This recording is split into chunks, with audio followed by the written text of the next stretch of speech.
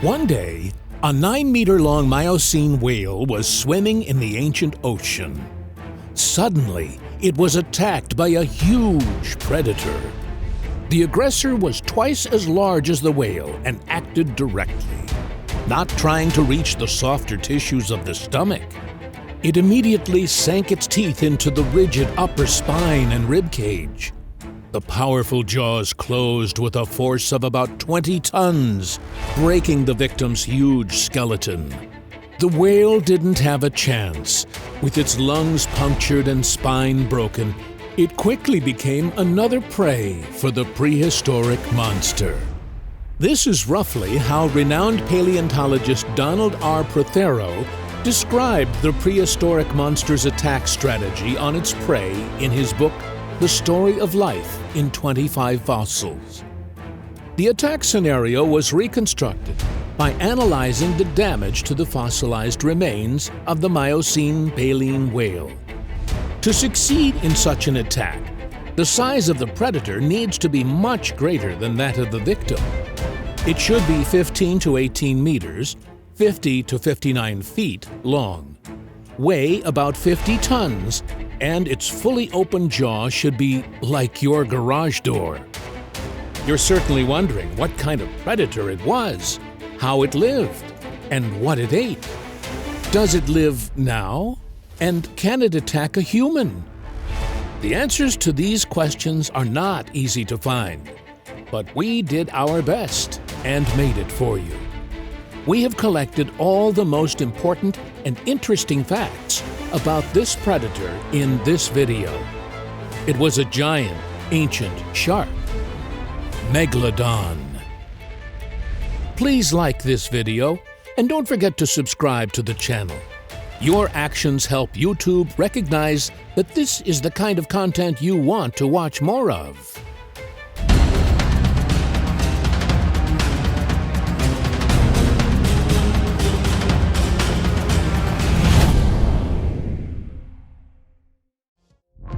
Yes, the prehistoric monster in Donald Prothero's description was a giant ancient shark, the Megalodon. Its size is staggering. It's hard to believe in it, but the case of the Miocene whale skeleton is not the only one. There is a lot of fossil evidence of similar events. The list of fossils with such attack signs includes the remains of ancient whales, cetotheriums, sperm whales, dolphins, seals, sea lions, manatees, and even ancient sea turtles that were 3 times the size of their largest modern relatives.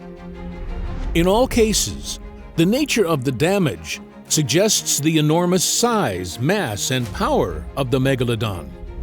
It would have no trouble swallowing any of us, and a dural or fiberglass boat would be just a nut with a thin shell for it. Today, it would take a small military ship with artillery and depth bombs to fight it. Stop, wait a minute. The attentive viewer might say, I have a question. I see there were marks on the bones.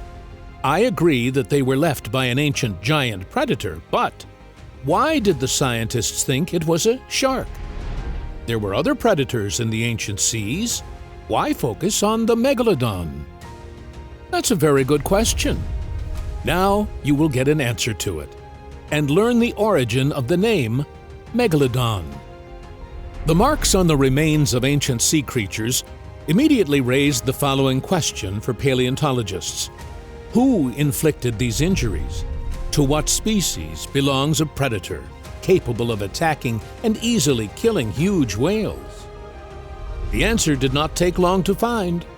Since long ago, paleontologists have had a large number of strange triangular fossils at their disposal. Back in 1667, the Danish scientist Nicholas Steno recognized them as shark teeth and even depicted a shark's head with such teeth on paper. Later, in 1843, Swiss naturalist Louis Agassiz gave this shark its first scientific name, Carcharodon megalodon. The genesis of the name is very simple. Megalodon means big tooth. Further research made it possible to determine the habits of megalodons, as well as to identify the time span during which the species Carcharodon megalodon existed. The habitat areas were determined by analyzing the geography of the fossils found. The results showed that megalodon teeth can be found on all modern continents, except Antarctica. This made it possible to conclude that the ancient predator was spread all over the globe, except for the modern polar regions. Speaking of Antarctica, today it seems quite natural to us that no signs of megalodon have been found there. However, in fact, everything is not so obvious. Excavations in Antarctica show that there was a warm ocean there. Fossilized remains of ancient lizards, birds, and other animals have been found here. In ancient times, there was a thriving life around the South Pole. A megalodon might well have existed there, but climate change prevented it. About 40 million years ago, the Antarctic region began to be covered in ice. After 20 million years, that is, by the beginning of the spread of Megalodon, the conditions here were clearly no longer suitable for the mesotherm predator. This is how a blind spot appeared on the Megalodon habitat map. So we've learned about Megalodon's habitat. Now let's move on to the time period. In accordance with modern terminology, we can say that Megalodon lived in the Cenozoic era, during the Neogene. The oldest fossils of its teeth are found in layers dating back to the early Miocene epoch. That's about 23 million years ago. The youngest, if we can put it that way, fossils are found in sediments at the Pliocene-Pleistocene boundary, about 2.6 million years ago. As a result, we believe that megalodons lived between 23 and 2.6 million years ago. Thus, the zone of their habitat covered practically the whole globe, with exception of polar regions. The data on megalodon time and place of habitation were obtained quite easily. The really interesting part began with trying to determine the size, mass, speed of movement, and jaw strength of Megalodon. These things are all necessary to understand Megalodon's role in ancient food chains. The complexity of the issue lies in the fact that only Megalodon teeth remain the main source of information. No one has ever seen a live Megalodon, and even a whole skeleton was not found. There is only a partially preserved spine excavated in 1926 in Belgium, and the remains of a spine discovered in Denmark in 1983. With such a scarcity of raw data, one can only wonder at the persistence and resourcefulness of researchers who managed to restore the appearance of Megalodon, its physical characteristics, diet, migration patterns, and other details of life. Let's see what we have today about Megalodon. Let's start with its physical data. The main tool for determination is extrapolation of relationships between tooth parameters and body size of its modern relatives. Data from great white sharks are most commonly used for this purpose. It is assumed that Megalodon had the same relationship between tooth size and skeletal characteristics, and its physiological parameters are calculated on this basis. According to the results of research published by Science Advances in 2022, we have the following portrait of Megalodon. The adult specimen length ranges from 16 to 22 meters, 52 to 72 feet. The Megalodon's head was the size of a small truck, that is, more than 4.5 meters, 15 feet long. It had a back fin of 1.6 meters, 5 feet high, and a tail 4 meters, 13 feet high, like a Boeing 737. This means that a railroad car is needed to transport an adult Megalodon. It would be difficult to load a huge shark in there, but the back fin and tail would have to be cut off. Otherwise, transportation would not be allowed due to height restrictions. After learning about the size of Megalodon, someone is likely to ask, and why does it grow up to 22 meters, 72 feet? What is the secret of its size? Let us say straight away that there is no secret here. The size of Megalodon was formed in the same way as the size of the gudgeon. Random gene mutations are caught by natural selection, the same way as everywhere else. The only difference is that megalodons undergo natural selection in the mother's womb. I know it sounds strange, but be patient. We'll tell more about it a bit later. So, we've covered the size of the Megalodon. Now it's time to move on to the weight. Megalodon weighed up to 50 tons. That's a great number for a living creature. Let's try to imagine what 50 tons is. For example, it is 3 tons more than the weight of 2 heavy self-propelled howitzers Paladin together with shells and fuel. A Ford Explorer could drive into the fully opened mouth of an ancient predator. Thus, if the Megalodon had clenched its jaws, it would have squeezed the roof up to the seats. Yes, the ancient predator had incredibly strong jaws. When it clenched its jaws, it could generate up to 20 tons of force.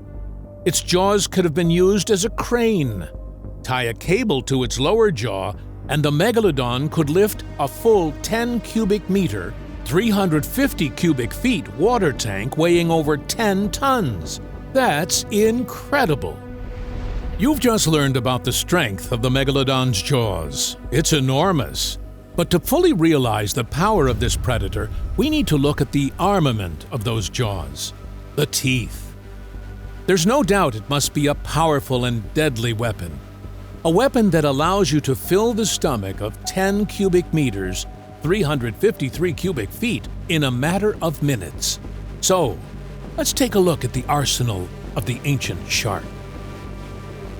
The jaws of Megalodon had 5 rows of triangular jagged teeth, with a height of 16 to 20 centimeters, 6.3 to 7.8 inches.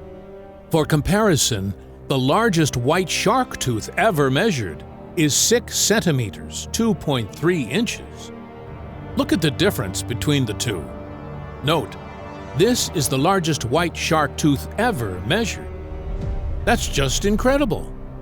In total, the Megalodon has over 250 teeth spread over 5 rows. Combined with the tremendous strength of its jaws, they were a weapon that no one could resist in the ancient ocean. Description of the physical capabilities of Megalodon would be incomplete if we do not talk about its speed and endurance. Of course, many will object and say, how could we measure the speed of an ancient shark? There are no living Megalodons. They died out millions of years ago. How do we know how many meters they swam per second? Is that possible? Yes, it is. Not by direct measurement, but by extrapolation, as in the case of size and weight. For example, there is data on the correlation between absolute cruising speed and body mass in 391 animals of the 28 existing shark species. Absolute cruising speed is the speed of a Megalodon swimming calmly, without chasing prey. Based on such data, this value can be determined for Megalodon. According to modern results obtained using 3D modeling, the average cruising speed of the giant shark was only 5 kilometers per hour, 3 miles per hour. You may say, that's not much. Yes, it's not much, but it's only a cruising speed, and it's 7 times greater than that of a modern 18-meter, 59-foot whale shark. What's more, the Megalodon was faster than any of the 391 sharks that were taken for extrapolation. When moving at cruising speed, Megalodon was very efficient. Calculations show that after eating something similar to a Miocene whale, it could move continuously at cruising speed for a month and a half. You may agree that's impressive. 1 meal was enough for swimming across the Atlantic. High efficiency at cruising speed ensured a wide geography of Megalodon migration. It could travel between continents without the risk of starvation. As a result, we find traces of it along the coasts of Asia, Africa, South America, and North America. The giant ancient predator mastered almost all the world's oceans and took the highest positions in the food chain everywhere. Was it alone out there? Did it have any enemies? Who competed with it in the struggle for prey? Now you will learn the answers to these questions. We have shown that the capabilities of the ancient super shark helped it to easily cope with very large prey, while its endurance made it easy for the shark to reach places where such prey was available. However, we know that there were other very large predators in the ancient oceans. For example, the Leviathan sperm whale, which also hunted whales. The teeth of this sperm whale reached 30 centimeters, 12 inches in length, and were a third larger than those of the Megalodon. Do you think that Megalodon was afraid of such a toothy competitor? Answering this question, we should remember that fear is an emotion, and it is unlikely that primitive ancient predators relied on emotions in their actions. They were driven by instinct. A predator's instinct tells it to retreat at the sight of a larger rival and commands it to attack a smaller rival. Modern sharks have no programmed fear of any predator, and there is no evidence that the ancients had any.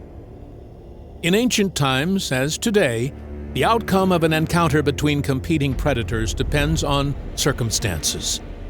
The most important of these is the size ratio. It is obvious that a young Megalodon of 5 meters, 16 feet in size, would not attack a 10-meter, 33-foot Leviathan. It is likely to evade the fight. Similarly, a hungry adult Megalodon would not miss a chance to eat a smaller, toothy sperm whale. The size ratio is decisive in the interaction of Megalodon, not only with large Leviathan, but also with other smaller predators' competitors. Researchers refer to these, first of all, relatively small, 6 to 7 meters, 20 to 23 foot sperm whales, belonging to the now extinct genus of toothed whales. Researchers have at their disposal almost complete skeletons of sperm whales, Olophyseter, Brygmophyseter, Zygophyseter varolii. Their specific feature is elongated jaws with long, sharp teeth. The jaw shape is good for capturing and holding proportionate prey, but it is not suitable for attacking a much larger object. This means that these ancient sperm whales were only dangerous to young Megalodon. Attacking an adult, they could damage the fins and tail, but no more. The same is true for prey. Megalodon's competitors could hunt the same animals as it, but again with a correction for size. For example, whereas a 10-meter-long, 33-foot baleen whale is a tidbit for a Megalodon, it is not a good prey for its competitors. They need something half that size. In general, the ratio of predator and prey size plays an important role. Thanks to it, there is a specific niche for adult Megalodons, but for young, growing animals, the situation is different. For them, the most popular hunting target is the Cetotherum. This is a relatively small baleen whale, a warm-blooded filter feeder that eats krill. The maximum size of Cetotherum is 6 to 7 meters, 20 to 23 feet, which makes them a convenient prey not only for Megalodon, but also for such predators as Olophyseter, Brygmophyseter, Zygophyseter varolii, Leviathan melvillei. You are certainly wondering which of them is more effective, successful in the fight for prey. There is an answer to this question. Keep watching, and you will learn about it. Megalodon had the best chance of success in the attack on Cetotherium. All baleen whales would lose to it because they breathed air. Megalodon, unlike them, could stay underwater for any period of time and would not give up the chase due to lack of oxygen. In addition, Megalodon's tactical arsenal was wider than that of its competitors. It could attack from above, from the side, but most importantly, the shape of its body made it possible to make a very powerful attack from below. In this case, the victim received a strong, spine-crushing blow. The Megalodon then used its famous jaws, and the fight was over very soon. Baleen whales, Megalodon's rivals, were incapable of such an attack because of the inappropriate jaw shape. Their narrow, elongated form was more suitable for grasping, holding, tearing off a fragment of the prey's body, but not for striking. Obviously, the described advantages helped Megalodon not only in attacks on Centotherium, but also in the fight with baleen whales and other predators. Against them, it always had a better chance of eating than being eaten. What do we see in the end? Can we be sure that the giant ancient shark was finished off by its competitors? The answer is no. The competitors couldn't fight off the Megalodon. Instead, they died out with it. With that said, the fact that other large ocean predators existed only tells us one thing. Megalodon did have its competitors. It's hard to say how dangerous they were, but judging by the millions of years of coexistence, the threat was not fatal. Moreover, Megalodon thrived, which indicates the existence of competitive advantages. It's not hard to guess that Megalodon's main advantages stem from its size. Megalodon was the largest and most powerful of the apex predators of the sea. Thanks to its size, the adult Megalodon preyed on what was beyond the power of its competitors. It easily coped with the largest prey of its time, and as a result, it gained two notable competitive advantages. The first advantage is obvious and easy to establish by simple logic.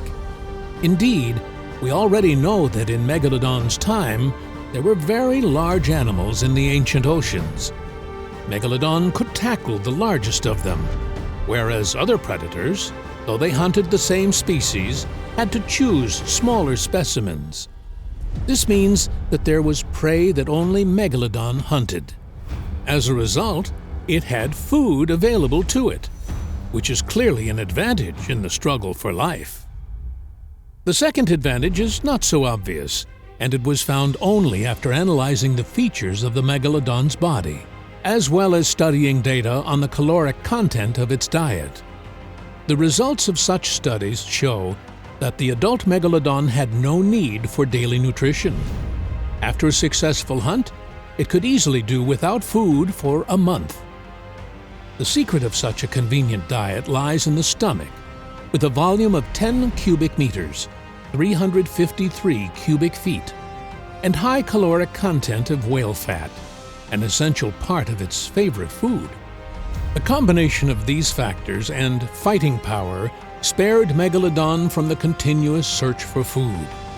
It could choose its prey. It could cross the oceans in search of better food. As a result, we see that the adult Megalodon had no problems with food. It should be pointed out that it was the adult predator that had no problems. Young Megalodon had problems with nutrition and had to fight for food with other predators, but it also had its advantages. Barely born, the little Megalodon had already had the experience of deadly fights and went through a brutal school of survival. For it, the fight for life began in the womb.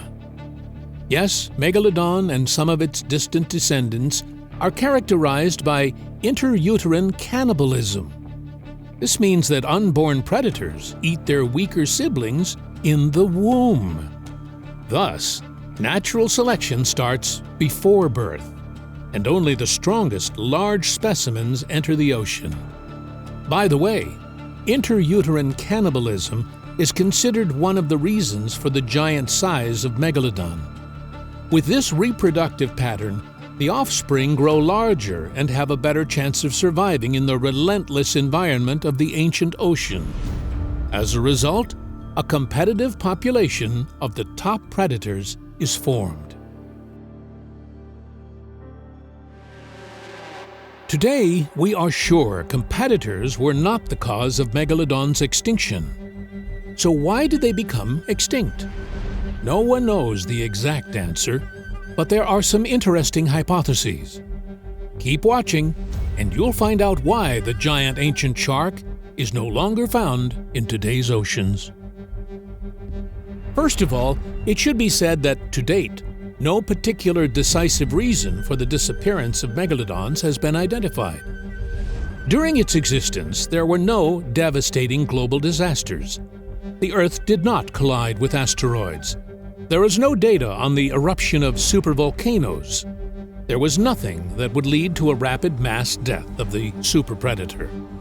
Megalodon became extinct gradually, and a number of factors contributed to its complete disappearance. Climate change and ocean level change are considered the most serious reasons. Both processes were not working in Megalodon's favor. The climate was getting colder, and the ocean level was dropping. The first process was detrimental to Megalodon because it is assumed that it, like the modern white shark, was a mesotherm. The body temperature of such creatures can increase through metabolism, but they have no control mechanism and cannot maintain a constant temperature. Therefore, when the outside temperature drops for long periods of time, mesotherms have a lower average body temperature, which results in slower metabolism and a marked decrease in growth rate. In the case of megalodons, the same thing happened. They grew slower, reached sexual maturity later, and, as a consequence, there were fewer of them. Falling ocean levels also affected the population. The fact is that young megalodon were born in warm, shallow areas scattered throughout the world's oceans. As a result of a gradual decline in ocean levels, the number of such original nurseries began to reduce, which inevitably led to a reduction in the number of adult specimens. Another of the possible reasons for the extinction of megalodons may be the gradual disappearance of the main meal in the megalodon's menu. Scientists have detected the gradual extinction of the Miocene baleen whales, occurring simultaneously with the megalodon's extinction. Thus, during the Pliocene epoch, the number of whale species decreased from 60 to 40, as their food also began to disappear. Science has established that the most important hunting object of the megalodons, baleen whale Cetotherium, became extinct about 5.3 to 2.5 million years ago. This is a period, the end of which coincides with the period of megalodon's extinction. This fact makes the hypothesis of a connection between these processes as a strong relationship between the number of whales with apex predators convincing. A recent discovery by the Pimiento Research Group, led by Dr. Catalina Pimiento, supports such a hypothesis. The group discovered a previously unidentified extinction event among marine megafauna, mammals, seabirds, turtles, and sharks. The timing of this process coincides with the extinction of the megalodon. It didn't die out alone. Along with it, a third of other large marine creatures disappeared from the Earth. Species of large manatees and Balaenidae disappeared. At least 43% of sea turtle species, 35% of seabirds, and 9% of sharks became extinct. This inevitably undermined the prey base of all age groups of megalodon, which in turn drastically reduced their overall numbers. Subsequently, combined with the other factors, this led to the complete extinction of megalodon. Thus, there were reasons for the extinction, but how it actually happened is unknown. We know one thing for sure: Megalodon emerged, reigned in the ancient ocean for several million years, and then gradually disappeared. That's what the fossil record says. The only thing we can touch, weigh, measure. Everything else is a hypothesis. Some of them are confirmed. Some of them are rejected by new research. This is the logic of scientific research, where there is always some room for mystery. Megalodon has many such mysteries. Researchers are trying to solve some of them, while other mysteries stir up the imagination from people far from science. The latter do not want to believe that the giant superpredator disappeared irreversibly, and assumed that there are still miraculously preserved megalodons somewhere in the ocean. As evidence, they cite publications in the media, amateur footage, even satellite images. A special role in the hype around Megalodon is taken by two movies, Megalodon, The New Evidence, and Shark of Darkness, Wrath of Submarine. Both movies are filmed as documentaries and have made a strong impression. Fans of the movies decided that the truth about megalodons was deliberately concealed from them. The case took a serious turn, and scientific community took up new facts about Megalodon. As a result, it was found that the sensational movies about Megalodon are pseudo-documentary, with computer graphics and actors. As for the rest of the various pieces of evidence published on the internet, it is the result of editing, fiction, and arbitrary interpretation of events in order to increase the popularity of the site. The position of the scientific community on this megalodon's mystery has remained unchanged. There is no reliable information about megalodons living today. Megalodons became extinct over 2 million years ago. Well, if they hadn't, what would we see now? Let's do a mental experiment and answer this question for ourselves. Suppose there was a population of ancient giant top predators left on Earth. To survive, they would first of all need something to eat and somewhere to reproduce safely. And all this would have to happen in accordance with their instincts and in certain climatic conditions. Let's start with the daily bread and see if the modern world ocean is able to feed at least a small number of adult megalodons. As you already know, the main object of their hunting were whales. Today, the largest animal on the planet, the whale, is also suitable for this role.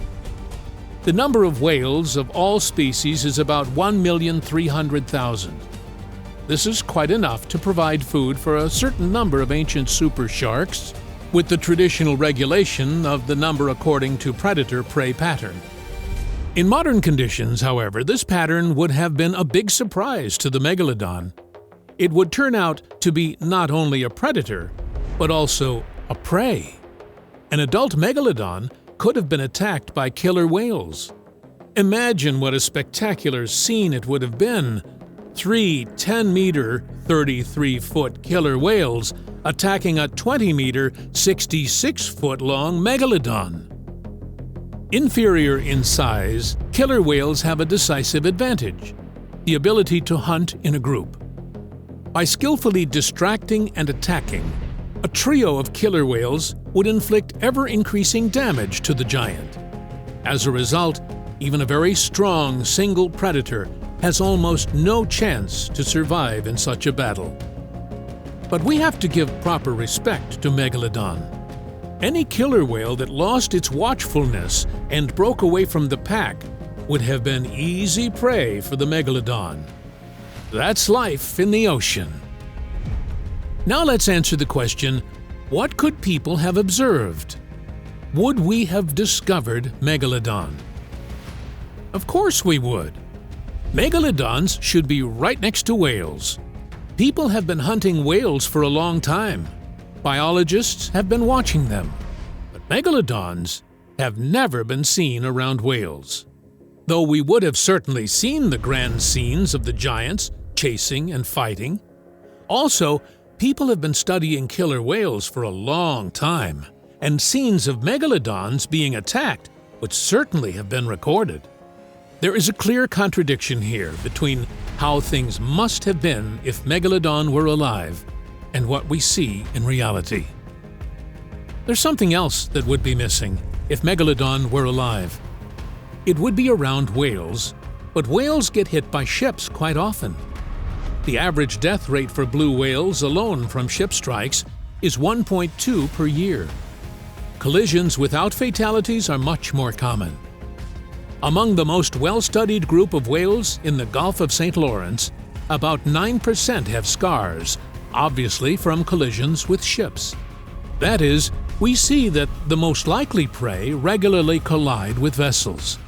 But there are no recorded collisions between vessels and the hunter. This is another contradiction between assumption and reality. We have found that under current conditions, the interaction of an adult megalodon with prey and competing predators would have definitely led to the observed consequences.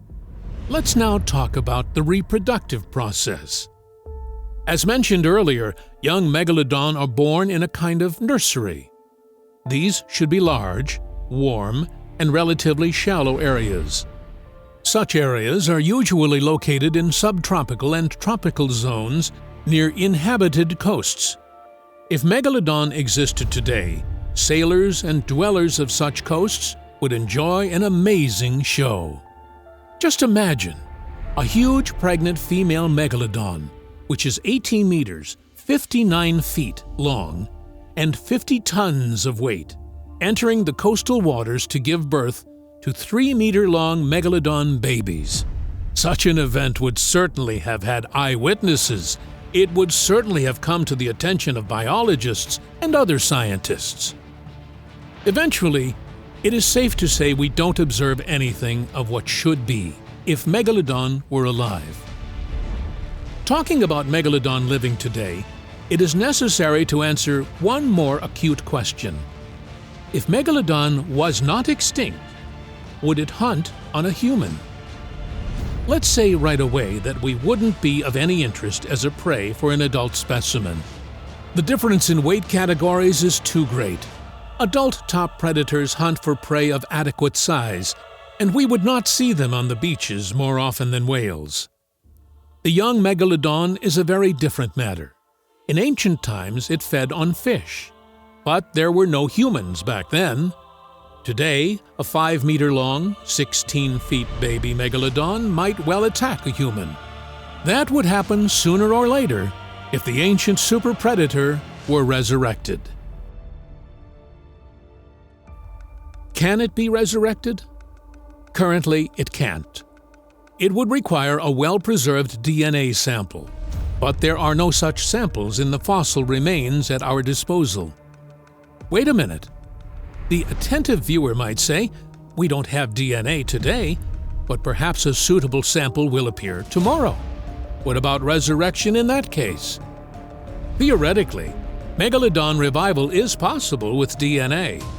However, we should not rush to positive conclusions. Thanks to modern technology, experts are now able to extract and analyze DNA from the bones and teeth of long-dead living creatures. However, the existing methods have limitations. It is believed that over 2 to 2.6 million years, ancient DNA becomes so fragmented that it's impossible to restore its integrity. Reconstructing Megalodon requires whole, intact DNA. But we know that Megalodon died out about 2.5 million years ago. Accordingly, there is virtually no chance of finding intact Megalodon DNA. If a miracle happens and we are lucky enough to have the complete DNA of Megalodon at our disposal, it does not mean that it will be instantly recovered. There are many practical and ethical problems on this path. The difference between a single specimen and an entire species should be kept in mind. A single Megalodon bred for scientific purposes is acceptable, but recreating an entire species is not. Interfering with the Earth's ecosystem on such a scale could cause irreversible consequences. Nowadays, we are convinced that everything in nature is interconnected. The emergence or extinction of an entire species can initiate dangerous processes leading to disruption of the existing balance. We know that Megalodon was a link and product of the ancient ocean ecosystem. What would be the consequences if it were introduced into the food chains of the modern ocean? Would the ecosystem return to the balance? Recreating Megalodon raises many questions, but frankly speaking, they are more theoretical than practical, because we do not have an answer to the most important question: why should we resurrect an ancient monster?